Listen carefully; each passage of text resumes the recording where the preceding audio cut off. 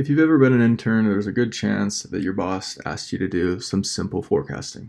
He gives you a document that the last intern made, and you see that it's got hundreds of tabs, all labeled with some confusing timestamp and formulas that link to different sheets and nested if-then statements of probably 30 layers or more.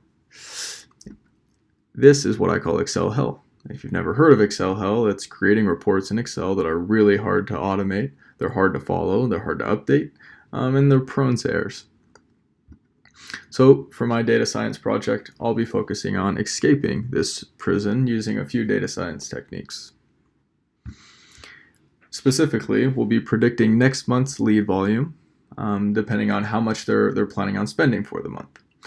I've gotten the data from BigQuery, which makes it pretty easy to automate when you get next month's data in and your boss asks you for an updated forecast. So the first thing we've got to do is we've got to see where correlation is. So I've created a heat map with the Pearson coefficient for lead flow and spend. And you'll see that up here specifically, you get some pretty high Pearson coefficients in regards to total lead flow and how much they're spending in Google and Facebook, which we'll use to inform the feature set that we choose. We've also got to know what type of seasonality and trend the company is experiencing. We see that they don't get a lot of leads on Sunday or Friday or Saturday because it's the weekend, but they do see quite a bump in May. All things that we'll have to make sure our model accounts for. And making predictions for the future, we also have to be able to know how much they'll spend daily in the future.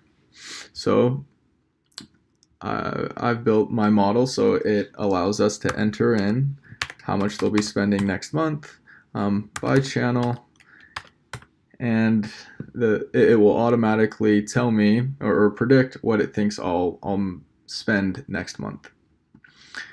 I use those predictions for my testing set, and then my training data set is whatever is in the past, and now we're ready for some machine learning.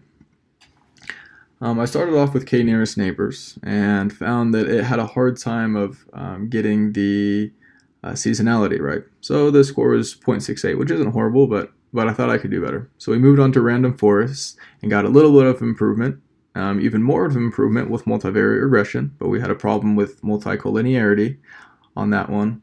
And I also found a forecasting tool that Facebook made, but it also seemed to have a hard time. So eventually I moved on to a neural network which got a score of 0.95. And after getting such a pretty good score in an automated notebook that's easy to update, I figured, well, we're free from Excel hell.